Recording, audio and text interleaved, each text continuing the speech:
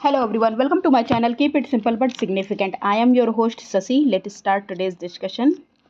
The minimum and maximum age for a candidate to contest election for President of India office.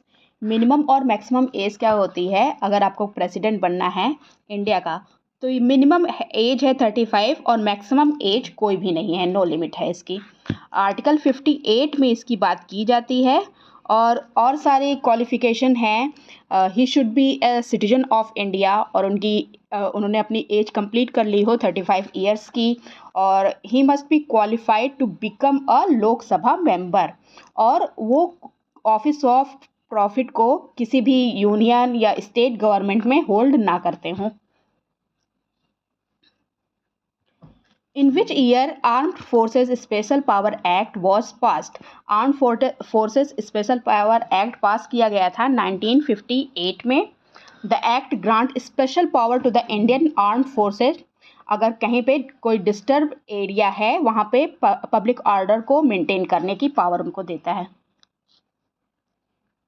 Till which year the Election Commission of India functioned as a single member body? कब तक election commission of India single member body थी? तो ये 1989 तक एक single member body थी।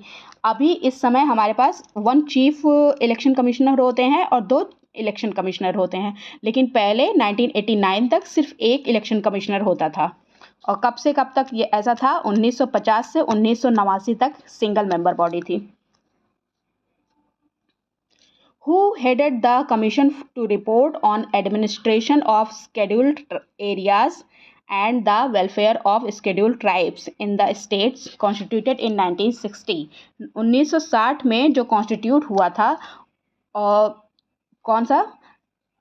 Schedule areas and the welfare of schedule tribes in the state. तो इस कमीशन को हेड किसने किया था? तो यूएन देभार के द्वारा इसको हेड किया गया था। Which of the following was made a union territory by 14th Constitutional Amendment Act? 14th Constitutional Amendment Act के द्वारा पुडुचेरी को एक यूनियन टेरिटरी का दर्जा मिला, और ये 14th Constitutional Amendment Act आया था 1962 में। ओके, और इसमें कौन कौन सा? पुडुचेरी, करैकाल, माहे और यनम को एक यूनियन टेरिटरी के द्वारा इसको घोषित किया गया। Which of the following was not the member of Fazl Ali Commission formed in December 1953? December 1953 में फजल अली कमीशन बैठाया गया था। इसमें 3 मेंबर थे। इन मेंबर का नाम था, पहले तो खुद Fazal Ali, KM Panikkar and HN Kunzru. ये 3 मेंबर थे। वल्लभ भाई पटेल इसके मेंबर नहीं थे। इसमें नॉट द मेंबर पूछा है, so the answer is A.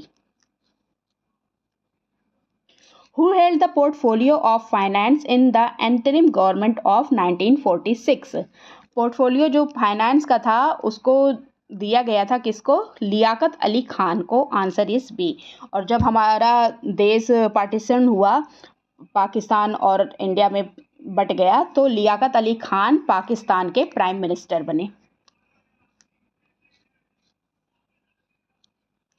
Which important human right is protected in the Article 21 of the Constitution of India?